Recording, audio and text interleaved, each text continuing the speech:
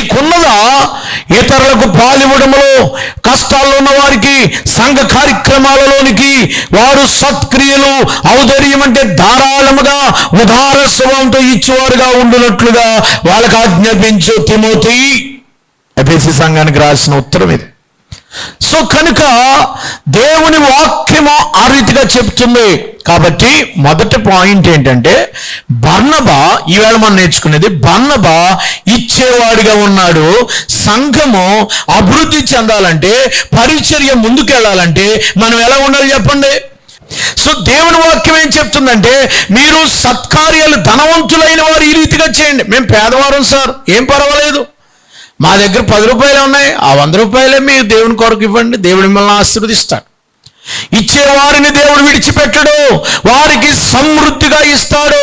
ఇదిగో అబ్రహాము తన కుమారుణ్ణి ఇవ్వడానికైనా తీయలేదు. అబ్రహాం ఎవరిని ఇచ్చేశాడు దేవుడికి? కొడుకుని ఇచ్చేయమంటే రెడీ అయిపోయాడు. ఓకే, ఇది నేను సంపాదించుకున్నానా, ఇది నాది కాదు కదా, ఇది దేవుడిచ్చింది. అబ్రహాం ఆ కొడుకుని ఇచ్చేయి, ఐఆమ్ రెడీ. యోబు, నీ పిల్లలు ఎగిరిపోతారు, ఓకేనా? ఓకే ప్రభువా. మరి నీ ఆస్తి ఎగిరిపోతే ఓకేనా? ఓకే ప్రభువా. దేవుడు మరలా డబ్బులు ఇచ్చేసాడు. చప్పలు కూడా దేవునికి స్తోత్రం చెప్పండి. అప్పుడు 3,000 గొర్రెలే, 7,000 గొర్రెలే, ఇప్పుడు 14,000 గొర్రెలు వచ్చినాయి. అప్పుడు 3,000 ఒంటిలే, ఇప్పుడు 6,000 ఒంటిలు. అప్పుడు 500 జతల ఎడ్లు, ఇప్పుడు 1000 జత ఎడ్లు దేవుడిచ్చాడు. దేవునికి స్తోత్రం కలుగును గాక. ప్రభు కొరకు నష్టపోతే ప్రభు కొరకు ఇచ్చి చెడిపోయిన వారు లేరు అని బైబిల్లో ఉంది. ఇచ్చి చెడిపోయిన వాళ్ళు లేరట. ఇంకో మాట చెప్తాను చూడండి, మీకు బాగా ఉపకారంగా ఉంటుంది. హెబ్రీయులకు రాసిన పత్రిక ఒకసారి చూడండి, అది ఒకసారి చూసుకుని మీరు దాన్ని అనుసరించండి. మీకు నేర్పకపోతే ఎట్లా? హెబ్రీయులకు రాసిన పత్రిక 6వ అధ్యాయము 10వ వచనం చూడండి. మీరు చేసిన కార్యమును మీరు పరిశుద్ధులకు ఉపచారము చేసి ఇంకను ఉపచారము చేయుచుండుట చేత తన నామమును బట్టి చూపిన ప్రేమను మరుచుటకు దేవుడు అన్యాయస్తుడు కాడు. అమ్మా, మీరు చూపిన ప్రేమ, పరిచయం చేసినందుకు మీరు ఎంత ఉపకారం చేశారో, ఉపచారం చేశారో, ఎంత ఖర్చు పెట్టారో, మీరు చూపిన ప్రేమను మర్చిపోవడానికి దేవుడు అన్యాయస్తుడు కాదు. మీరు ఎంత ఖర్చు పెట్టారో అంతకి సమృద్ధిస్తాడు, న్యాయవంతుడు. మీరు ఏ కొలత కొలిచారో, ఏ విధంగా దేవునికి కష్టపడ్డారో, మీ పిల్లలు ఎలా పరిచయం చేశారో వాళ్ళకి దేవుడు సమృద్ధి ఇస్తాడు, అన్యాయస్తుడు కాదు. మా తండ్రి ఉద్యోగం విడిచిపెట్టి వచ్చాడు, అన్యాయం చేయలేదు మాకు దేవుడు, అన్యాయం చేయలేదు.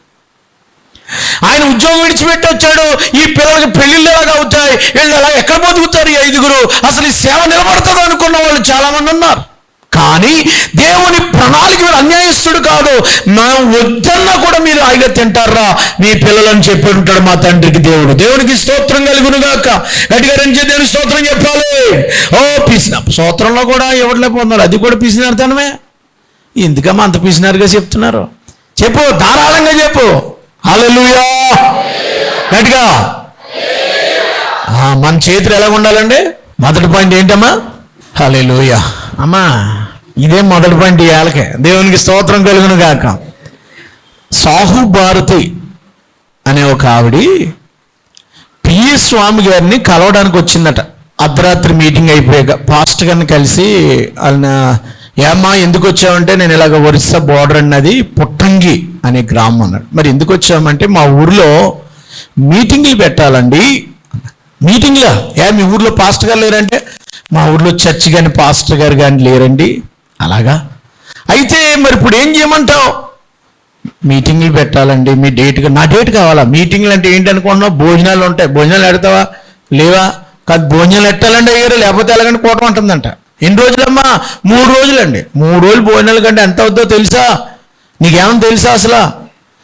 ఏదో బాబు పెట్టాలండి అంత. 3 రోజులు భోజనాలు పెట్టాలి, సౌండ్ సిస్టమ్, స్టేజ్లు వేయాలి, కుర్చీలు తేవాలి, బరకాలు తేవాలి, కొన్ని కుర్చీలు లేకపోయినా అని అంటే, అవన్నీ బాబు నేను చూసుకుంటానండి మీకు, ఎందుకంటే కూట పెట్టమని జేబులోంచి పాత పాలిథిన్ కవరు, ప్లాస్టిక్ కవర్ తీసి ఇచ్చిందంట. అది పాస్టర్ గారు తిప్పి లెక్క పెడితే 80,000 రూపాయలు ఉన్నాయంట. అందులో ఎంత ఉన్నాయి? 80,000 ఉన్నాయంట. అప్పుడు అడిగాడంటే, అమ్మా ఆ మాసిపోయిన పంచి కొట్టు వేసుకొచ్చా, నువ్వేం చేస్తావు అసలు?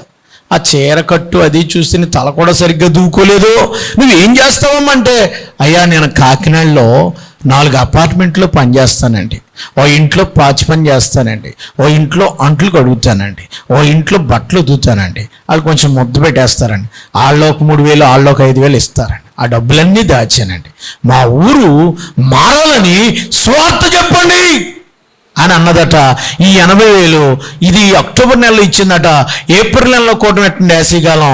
అప్పటికి నేను ఏం చేస్తానంటే 1,00,000 రూపాయలు పోగేసి ఇచ్చేస్తాను మీకు అందంట. కోటాలు ఎట్టండి దీంతో అన్నదాన్ని. కొట్టండి గట్టిగా చప్పలు కొడితే ఎవరిది?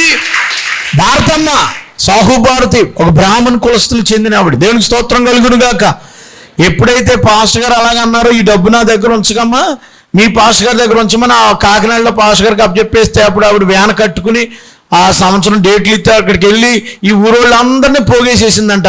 ఆ పోగేసేసి మీటింగ్లు పెట్టేసిందంట. ఆ టెంట్లు ఏం చేసింది, కోటాలు భోజనాలు పెట్టేసింది. ఊరోళ్ళందరికీ ఏం తెలీదు, వేసిపోకోవటం అన్నారు, వచ్చేసారు. భోజనాలు అంటే అందరూ వచ్చేసారు. వాకింగ్ చెప్తున్నారట. వాకింగ్ చెప్తుంటే కొంతమంది దుండగులు వచ్చి ఆ పాస్టర్ గారిని కాలరెట్టుకు లాగేసి, ఇక్కడ యేసుప్రభు వాక్యం చెప్పొద్దు, ఈ పుట్టంగి గ్రామంలో నువ్వేమడ వచ్చావని ఆ చల్లా చేతులు చేసేసారట. ఇంటికి వచ్చేసాక ఆ రాత్రి భారతంని పాస్టర్ గారు అడుగుతున్నారంట, అమ్మా మొదటి రోజు కూటం ఏదో జరిగిపోయింది, ఆపేశారు కదా, రేపు ఎల్లుండి ఏం చేద్దామంటావు మరి ఇంకా అంటే ఆవిడ అందంట, ఊరుకోండి పాస్టర్ గారు, ఎక్కడ ఆగిపోతే ఆగుతుంది కానీ ఇదిగో మన ఊరికి అవతల మా పొలం గట్టు ఉంది, అక్కడ మా చుట్టాలది. ఆ పొలం గట్టు మెరకది, కళ్ళం చేస్తారు అక్కడ. ఆ మెరక మీద ఎట్టేద్దాం కూటాలు. అక్కడి నుంచి మైకిల్ ఊరి మీద ఎట్టేసి మీరు వాక్యం చెప్పండి ఆగొద్దందంట. ఇంకోసారి కొట్టొచ్చు కదా, కొట్టరు. దేవునికి స్తోత్రం, హల్లెలూయా. మనమైతే ఏమంటాం ఎందుకండి పాస్టర్ గారు సువార్త ఎందుకండి, కొట్టేస్తుంటేనే, కార్లు వేసుకెళ్తుంటేనే, ఆపేస్తుంటే ఆ మాత్రం మూర్ఖత్వం అంటారు. పౌలు గారు అలాగా ఆగలేదు, ఎక్కడ పడితే అక్కడికి వెళ్ళిపోయాడు. దేవునికి స్తోత్రం కలుగును గాక. ఎప్పుడైతే ఆయన అవతలకి కూటమి పెట్టేమందో 2 రోజులు కూటాలు పెట్టేశారట. ఆ అల్లరి చేసిన వాళ్ళు కుర్రోళ్ళు కూడా వెళ్ళి ఫోన్ చేశారంట. మళ్ళీ అక్కడెళ్ళో ఊళ్ళో అయితే ఆపారు. మరుసటోని వీళ్ళ కూడా వెళ్ళి అన్నం తినేశారట. అందరూ తినేస్తున్నారంట. వాకింగ్ చెప్పేశాడంట ఆయన. 3 రోజులు వాకింగ్ చెప్పేశాక 10 రోజులు పోయాక ఒక ఆయన, ఆ పాస్టర్ గారు పిఎస్ స్వామి గారి దగ్గరికి వెళ్ళి, ఒక ఆయన మెడికల్ ఆఫీసర్ గారు అంట, ఆ ఊరైన పుట్టంగి గ్రామానికి చెందిన, కాళ్ళ మీద అడిపోయి, మా ఊరోళ్ళ పక్షంగా మిమ్మల్ని క్షమాపణ అడుగుతున్నానండి. మంచి మాటలు చెప్పారండి, ఎవరు చెప్పరు అలాగా. మేము నిజంగా పాపులమండి, ఆ యేసు ప్రభు దేవుడని నేను నమ్ముకుంటున్నానండి. రేపు వారం నుంచి మా ఊరోళ్ళు పాపాలు క్షమించి నన్ను కరుణించి మా ఇంట్లో మా ఊరి మీద ఆరాధన ఎట్టండి, ఆదివారం కూటమి పెట్టమన్నాడట. దేవునికి స్తోత్రం చెప్పండి. 1,80,000 ఎంతో ఖర్చు పెట్టింది ఆవిడ. ఊర్లో ఒకడు మారిపోయారు. పాస్టర్ గారు ఇప్పుడు ఎవరినో పంపి ప్రతి ఆదివారం కూటమి పెడుతున్నారట. మరలా అయిపోయింది. దేవునికి స్తోత్రం. నేను ఇంతగా ఇచ్చే గుణం ఉంది ఆవిడికి. ఏముంది ఆవిడ? ఎవరావిడి?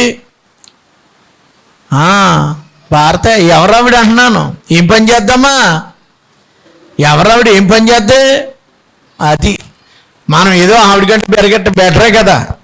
అప్పుడు మళ్ళా సంవత్సరం మీటింగ్లు పెట్టారట కాకినాడలో. మళ్ళీ వెళ్ళిందంటే ఈవిడి, ఈ భారతమ్మ. మళ్ళీ వచ్చేవేమ్మా భారతమ్మా, మా ఊరండి. మీ ఊరే బాగా మారిపోయింది, మెడికల్ ఆఫీసర్ ఎవరో మారిపోయాడు, డాక్టర్ గారు, ఇంట్లో ఆరాధన జరుగుతుంది, ఇప్పుడు ఎక్కడో దిక్కున చిన్న షెడ్ వేద్దామని చూస్తున్నాం, ప్రార్థన చేయమ్మా అని అంటే ఆవిడ అందంట, సాహు భర్త, అయ్యా ఆ ఊళ్ళో నాకు 22 సెంట్లు భూమి ఉంది, అది మీకు రాసిచ్చేస్తాను, చర్చి కట్టేద్దామా? మళ్ళీ కొడతలేదు. అటు గట్టిగా కొడితే హల్లెలూయా. అది ఇచ్చే గుణం ఎవరికి? భారతమ్మకే. ఒక పేదరాలు, ఒక విధవరాలు, ఒక అన్యురాలు, బార్ల క్రిస్టియన్ కాదు, భూమిని సేవకుడికి ఇచ్చేసి అక్కడ మందిరం కట్టడానికి కూడా ఆవిడే సహకారం అందించి ఆ పేరు నిలబెట్టేసుకుందట. దేవునికి స్తోత్రం కలుగును గాక. మనం మొదటి గుణం ఏమి నేర్చుకోవాలి? మీరు మా మొదటేంటి? ఇచ్చుట. అంతేగాని ఇంకా జేబులో తడి రూపాయి ఎక్కడుంది, 10 రూపాయల కాగితం ఎక్కడ? అడుక్కున్నోడు కూడా ఇచ్చుకోవట్లేదు. మా ఇంటికానే అని వస్తున్నాడు ఒకడు, ఆడికి ఎత్తనా వద్దా అంటున్నాడు, బియ్యం ఎత్తంటే బియ్యం వద్దా అంటున్నాడు. ఇది ఎక్కడ? ఈ అడుక్కున్నోడికి అంత డిమాండ్ ఏంటారు నీకు? పోరాతల కంటే పోవట్లేదు, వెళ్ళి వరకు అంటున్నాడు. ఆడికి 10 రూపాయలు ఎత్తంటే ఎగదెగ చూస్తున్నాడు మన అంక. ఏ ఊరేంటి మంది అన్నాడు చూస్తున్నాడు. మీరు అలాంటి తట్టుకొచ్చి యేసుబాబుకి ఎత్తున్నారు, మరి ఏసీ ఎలా చూస్తాడు చూసుకోండి. దేవునికి స్తోత్రం కలుగును గాక. మీరు కొలిచే కొలతను బట్టే, మీరు ఇచ్చే దానిని బట్టే మీ ఆశీర్వాదము. దేవునికి స్తోత్రం. రెండవ మాట పరిశుద్ధ గ్రంథంలో అపొస్తలుల కార్యములు 11వ అధ్యాయం 22వ వచనం. బర్నబా ఇచ్చేవాడు. రెండవదిగా బర్నబా ఎవరు చెప్పండి? 11వ అధ్యాయం అపొస్తలుల కార్యములు 22వ వచనం. వారిని గూర్చిన సమాచారము యెరూషలేములో ఉన్న వారందరూ విని, యెరూషలేములో ఉన్న సంఘపు వారు విని బర్నబాను అంతియోకయకు పంపిరి. 19వ వచనంలో స్టెఫను విషయంలో కలిగిన శ్రమను బట్టి చెదిరిపోయిన వారు యూదులకు తప్ప మరి ఎవరికి వాక్యం బోధింపక ఫేనేకు కుప్రా అంతియోక ప్రదేశంలో వరకు చెదిరిపోయారు. కుప్రీలు, కొంతమంది కురేనీలు, వారిలో ఉండి వీరి అంతియోకకు వచ్చి ప్రభువైన యేసును గురించి సువార్తను ప్రకటించుచుండగా ప్రభు హస్తము వారికి తోడై ఉండేది కనుక నమ్మిన వారు అనేకులు ప్రభు తట్టు తిరిగిరి. హల్లెలూయా. స్టెఫను గారిని చంపేశారు. వినండి. 8వ అధ్యాయంలోనైనా 7వ అధ్యాయంలోనా? 7వ అధ్యాయంలో స్టెఫను గారిని చంపేశారు. వినండి. 7వ అధ్యాయంలో స్టెఫను గారు సంఘంలో 10,000 మంది సంఘం ఎంతమంది అమ్మా? స్టెఫను గారు ఎప్పుడైతే చచ్చిపోయాడో సంఘం అంతా చెల్లాచెదరు అయిపోయింది. గ్రీక్ మాట్లాడేవాళ్ళు, కుప్రీలు కొంతమంది గ్రీక్ మాట్లాడతారట. గ్రీకు మాట్లాడేవాళ్ళు, యూదులేమో హిబ్రూ మాట్లాడతారు కదా. హిబ్రూ గ్రీకు మాట్లాడేవాళ్ళు అందరూ కలిసి అంతియోకయకి వెళ్ళారట. అంతియోకస్ అంటే ఏథెన్స్లో గ్రీకుల కాలంలో అది చాలా పెద్ద సిటీ అంతియోకే. ఆ అంతియోకే పట్టణానికి వెళ్ళి ఆ సిటీలో సువార్త ప్రకటించారట. ఎవరు చెప్పారు? వీళ్ళు వెళ్ళి అక్కడ మీటింగ్ పెట్టుకున్నారు. చాలా మంది యేసుప్రభుని నమ్ముకున్నారట. ఆ ఊళ్ళో పాస్టర్ గారు లేరు, ఆ ఊళ్ళో సేవ చేసేవాళ్ళు లేడని పెద్దలు ఆలోచించి ఎవరిని పంపితే బాగుంటుంది అంతియోకని ఆలోచించి బర్నబాను అక్కడ పంపేద్దాం. ఎవరిని పంపుదాం? బర్నబా. దేవునికి స్తోత్రం. బర్నబా వెళ్తే పని జరుగుతుంది, బర్నబా వెళ్తే సంఘం కట్టబడద్ది, బర్నబా వెళ్తే సంఘం నిలబడద్ది అని ఆ అంతియోకికి యెరూషలేములో నుంచి యెరూషలేము వారు విని, యెరూషలేము వాళ్ళేనమ్మా సంఘము వారిని పంపించింది. అమ్మా, ఒక పనికి పంపబడాలి, నీ అంతటి నువ్వు వెళ్ళకూడదు. పాస్టర్ గారన్నా పంపాలి. సంఘస్థులు ఆలోచించి నువ్వు పలానా చోట అక్కడ ప్రారంభించు, లేదా అక్కడ కార్యక్రమం చేయి, లేదా అక్కడ ప్రార్థన మొదలుపెట్టు, లేక అక్కడ నీ అంతటి నువ్వు చేయడానికి వీల్లేదు. పంపబడే స్థాయికి నువ్వు రావాలి. పంపబడే స్థాయి విశ్వాసము, పంపబడే స్థాయి ప్రార్థన, పంపబడే స్థాయి పరిశుద్ధాత్మ, పంపబడాలి. మనంతట మనమే. కొంతమందికి రాత్రి వచ్చేది దర్శనం, తెల్లారి కట్టేస్తాడు కొంపటే. వీళ్ళని ఎవరు పంపక్కర్లేదు, దేవుడే పంపేస్తాడండి. ఇది కొత్త నిబంధనలో ఎక్కడ లేదు. సంఘములో వారు విశ్వాసం అయి ఉండాలి. పాస్టర్ గారు వాళ్ళని పంపాలి. సంఘస్థులు నిర్ణయించి పలానా ఊరిలో, లేకపోతే ఎక్కడ అలపిల్లవారి పనిలో, లేకపోతే ఎక్కడ అమలాపురంలో అక్కడ కొంతమంది కూడుకుంటున్నారట, అక్కడ ఎవరు లేరట, మన సంఘం నుంచి ఒకళ్ళు పంపాలంటే వాళ్ళు అక్కడ ప్రార్థన చేసి వాడిని పంపించాలా. బర్నబా తనంతటి తాను వెళ్ళినవాడు కాదు, పెద్దలు సంఘము ప్రార్థించి పంపితే సేవకు వెళ్ళినవాడు. దేవునికి స్తోత్రం. పంపబడినవాడు. ఇంకో రిఫరెన్స్ చూడండి అక్కడ 13వ అధ్యాయం 2వ వచనం, పక్క గ్రంథమే 13వ అధ్యాయం 2వ వచనం. వారు ప్రభువుని సేవించుచు ఉపవాసము చేయుచుండగా పరిశుద్ధాత్మ నేను బర్నబాను సౌలును పిలిచిన పని కొరకు వారిని ప్రత్యేకించుడని వారితో చెప్పెను. అంతటి వారు ఉపవాసం ఉండి ప్రార్థన చేసి వారి మీద చేతులుంచి వారిని పంపిరి. ప్రార్థన చేసి పంపించారు బర్నబా గారిని. పంపబడాలి. రెండవదిగా నీ అంతటి నువ్వే కాదు, సాక్ష్యం చెప్పాలన్నా, లేకపోతే ఇంకో చోటకెళ్ళి నేను పలానా ఊరికి స్వార్థకి వెళ్తున్నానండి, సాక్ష్యం ఇత్తకి వెళ్తానంటే ఇక్కడ సంఘం ప్రార్థన చేసి నేను పంపించాలి. సంఘానికి చెప్పాలి. నువ్వు చెప్పుకోకుండా నన్ను వాళ్ళు పిలిచేశారని గొప్పగా వెళ్ళిపోతే అది అక్రమం. దైవజనుడి యొక్క సమక్షంలో, సంఘ సమక్షంలో పంపబడటమే సంఘక్షేమాభివృద్ధి. సంఘములో ఎదురెదురుగా దేవుడు పంపిస్తాడు. ఆ రకంగా వాళ్ళు సేవ చేశారు. సంఘం వాళ్ళకి సపోర్ట్గా ఉంది. దేవునికి స్తోత్రం కలుగును గాక. హల్లెలూయా. బర్నబాను వీళ్ళిద్దరిని కూడా ఎందుకు పంపించారు? అంతియోకికి పంపించారు. ఎప్పుడైతే అంతియోకికి వెళ్ళాడో అక్కడ ప్రభువునందు స్థిర హృదయంతో అత్తుకొన వల్లని అందరినీ హెచ్చరించాడట. అక్కడ ప్రభువులో మీరు స్థిరంగా ఉండండి, సంఘాన్ని అక్కడ కట్టడం మొదలుపెట్టాడు. ఏమ్మా, ఇది 2వ పాయింట్. ఈవేళ చెప్పే దాంట్లో పంపించబడాలి. నీ అంతటి నువ్వేది, ఒక సండే స్కూల్ టీచర్గా అయినా, ఒక యూత్గా అయినా, ఒక లీడర్గా అయినా, ఒక చర్చి సంఘ పెద్దగా అయినా సరే నువ్వేం చేయబడాలంటే పంపించబడాలి. ఇక 3వది చెప్తున్నాను చూడండి, నా టైం అవుతుంది కనుక మొదట ఎక్కువ లాగేస్తున్నది. ఇక 3వది ఏంటంటే, ఆయన జారిపోయిన, తప్పిపోయిన, లేకపోతే కనబడకుండా మరుగైపోయిన వాళ్ళని దేవుని సేవలోకి నడిపించాడు. ఇందాకేమో సౌలు గారిని పరిచయం చేశాడు, ఎంకరేజ్ చేశాడు, ఇప్పుడు సేవలోకి నడిపించాడు. చూడండి 11వ అధ్యాయం 3వ పాయింట్, 11వ అధ్యాయం 25వ వచనం. 11 అపొస్తలుల కార్యములోనే ఉంటుంది బర్నబా గారి గురించి. ఎర్లీ చర్చిలో చాలా ప్రాముఖ్య పెరసిన బర్నబా. 11వ అధ్యాయం 25వ వచనం. అంతటా అతడు సౌలును వెదుకుటకు తార్షునకు వెళ్ళిరి. ఏమా, అతన్ని కనుగొని అంతియోకకు తోడుకుని వచ్చాను. ఇప్పుడు బర్నబా గారిని అంతియోకలో సేవ చేయమన్నారు కదా, అక్కడికి వెళ్ళాడు. జనాలు బాగా ఎక్కువైపోయారట. 24వ వచనంలో బహుజనులు ప్రభు పక్షం చేరారు. మల్టిపుల్, చాలా జనం ఎక్కువైపోయారు. ఇప్పుడు ఈయనకి సపోర్ట్గా ఎవరు కావాలని చెప్పేసి ఏం చేశాడంటే, అక్కడ సాక్ష్యం చెప్పాడు కదా, 9వ అధ్యాయంలో సాక్ష్యం చెప్పాడు కదా మనకి. 9వ అధ్యాయం 11వ అధ్యాయంలో 26వ వచనంలో పరిచయం చేశాడు కదా. ఈయన తార్సు వెళ్ళిపోయాడు. ఈయన ఎవరమ్మా? యెరూషలేములో లేడు. సౌలు గారు తార్సు పట్టణానికి వాళ్ళ సొంతూరు వెళ్ళిపోయాడు. వెళ్ళిపోతే ఎన్నో కిలోమీటర్లు ప్రయాణం చేసి నడిచెళ్ళి, సౌలా ఏం చేస్తున్నావా ఇక్కడ? నువ్వు దేవుడు నీకు సాక్ష్యం ఇచ్చాడు, దర్శనం ఇచ్చాడు, ఆత్మనిచ్చాడు కదా, ఇక్కడ ఎందుకు ఉండిపోయా?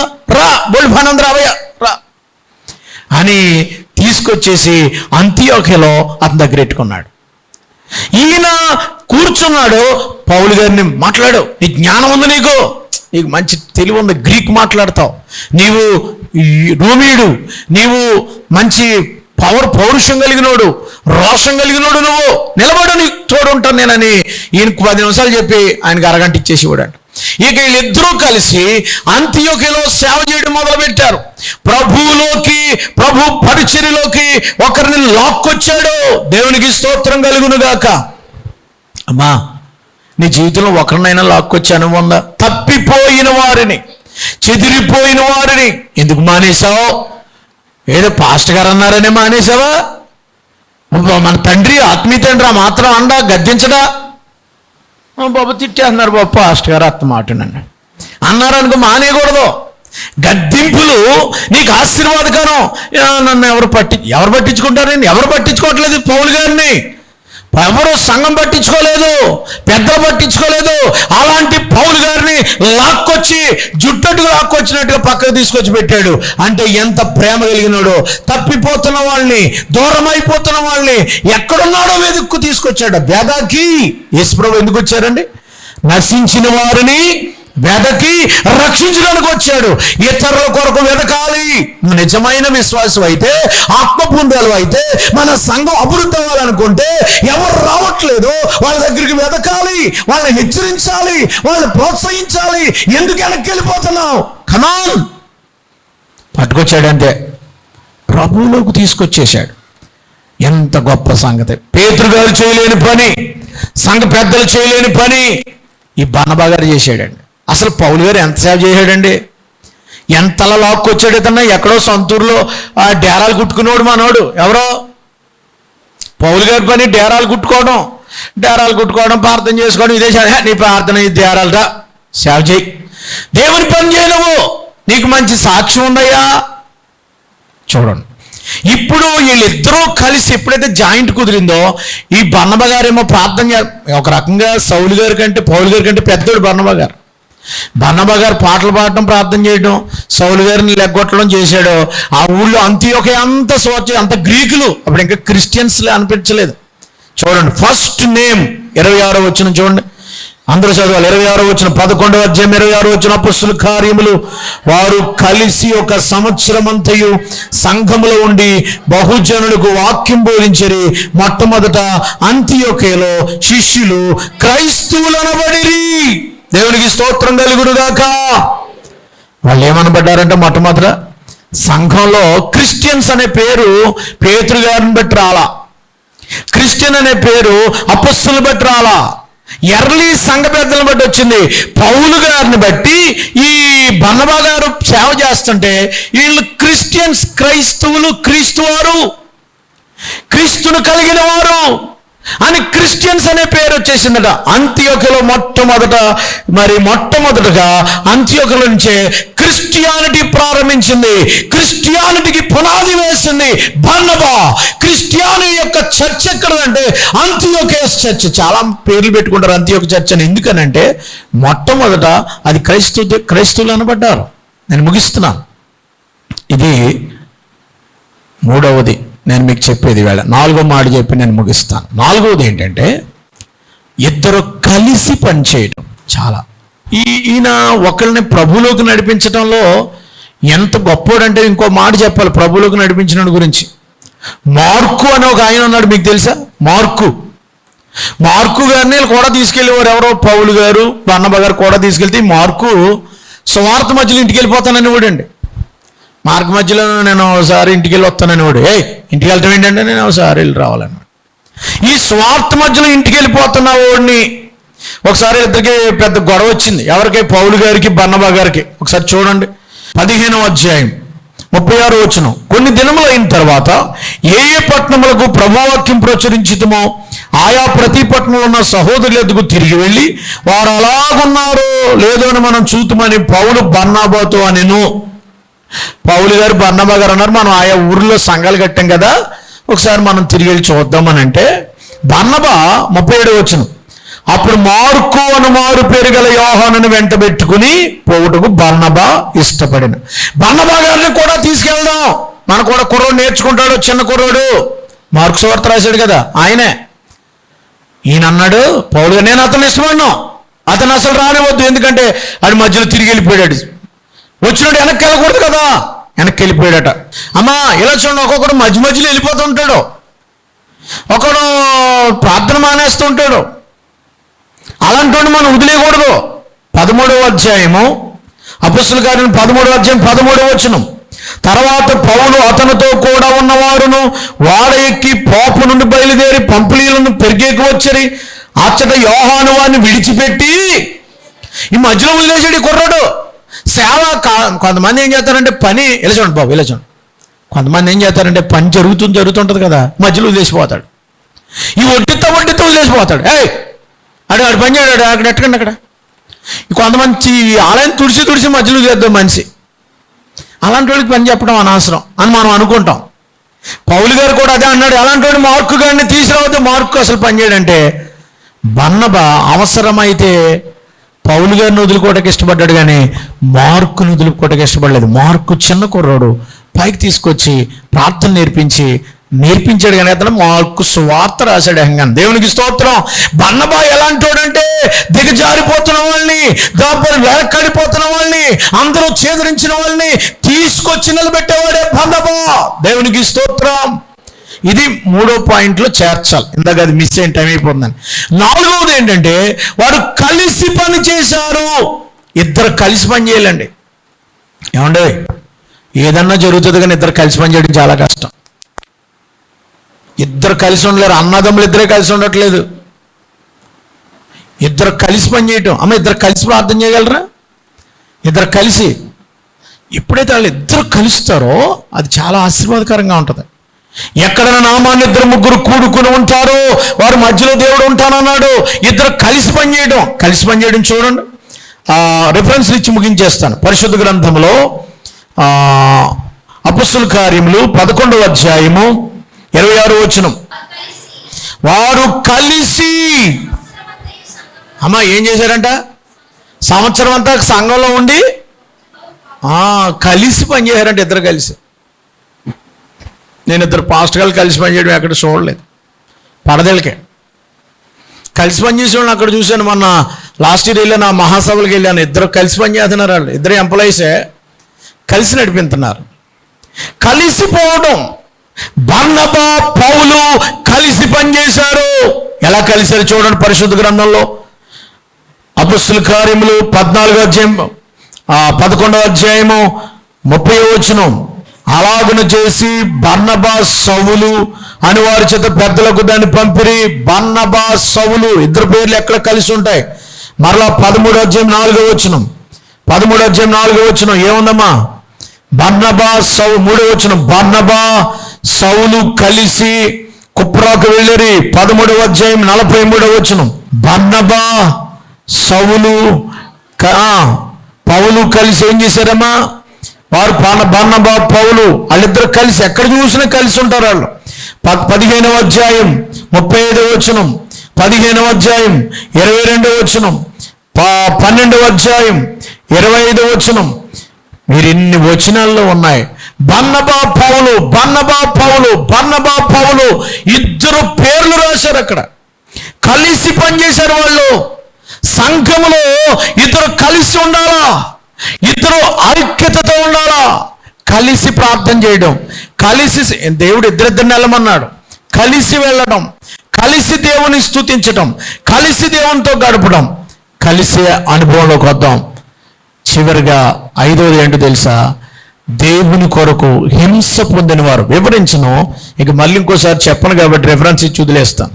పరిశుద్ధ గ్రంథంలో వారు హింస పొందిన వారు అని రాయబడి ఉంది.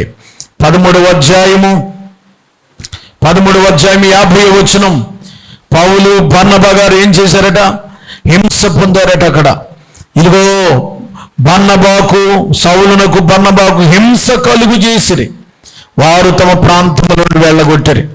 దేవుని కొరకు శ్రమ అనుభవించిన వాడు, దేవుని కొరకు కష్టాలను అనుభవించిన వారు, శ్రమ అయినను, రోమీయులకు రాసిన పత్రిక 8వ అధ్యాయంలో హింసైనను, ఉపద్రవమైనను, కరువైనను, ఖడ్గమైనను క్రీస్తు ప్రేమ నుండి మమ్మల్ని ఎవరు ఎడబాపనేరరు. హింసలు వచ్చాయి వాళ్ళకి, శ్రమలు కలిగాయి. దేవుల్లో ఉన్న వాళ్ళకి కొన్ని శ్రమలు వస్తాయి, హింసలు వస్తాయి. హింసించబడినప్పటికి కూడా మీరు వెనక్కి జారిపోకూడదు. ఒక బర్నబా అతనికి శ్రమ వచ్చినా, అతనికి కష్టం వచ్చినా, అతనికి వ్యాధి వచ్చినా నిలబడి ఉన్నాడు దేవుళ్ళో.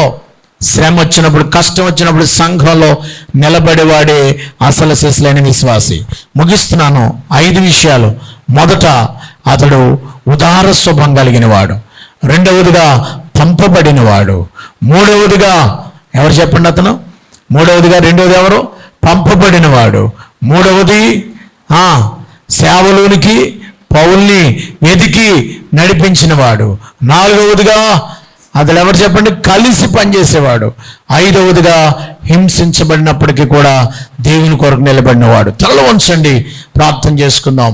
మహాపరిశుద్ధుడు అయిన మా తండ్రి, విత్తబడిన వాక్యం అందరూ హృదయాలు భద్రపరచండి. ఒక బర్నబా వలె మా సంఘానికి వేళ 5 విషయాలు, గత కాలంలో 4 విషయాలు ధ్యానించాం.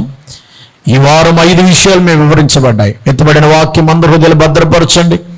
నీకు ఇచ్చేవారుగా మా మనసు మాకున్నాయని మీరు ఇచ్చినాయి కదా ప్రభా. మళ్ళా మేము నీకు ఏమిచ్చి నీ రుణం తీరుస్తాం? మేము ఇచ్చింది నీ లెక్కకి ఎంతది? అయినప్పటికీ ఇచ్చే మనసు మాకు ఇవ్వండి, నాకు ఇవ్వండి, వాక్యం విన్న వారికి ఇవ్వండి, వాళ్ళకి ఇచ్చే మనసు ఇవ్వండి, వాళ్ళు ధారాళంగా ఆశీర్వదించండి. అటు రీతిగానే ప్రభువా అయ్యా హింసైనా నిలబడేవారుగా చేయండి, కలిసి పనిచేసేవారుగా చేయండి, పంపబడిన వారుగా. మంతట మేమేదో పెత్తనం చేయడం కాదు, కానీ పెద్దల చేత, దైవజనుడి చేత పంపబడేవారుగా మమ్మల్ని సిద్ధపాటు చేయండి. అంత మాత్రమే కాదు ప్రభువా, హింసలు వచ్చిన నిలబడే మనస్సు మాకేమని, ఎత్తబడిన వాక్యం ఫలింప చేయమని, అయా సంఘాన్ని సిద్ధపరచమని యేసు నామములో అడుగుచున్నాము తండ్రి. ఆమేన్.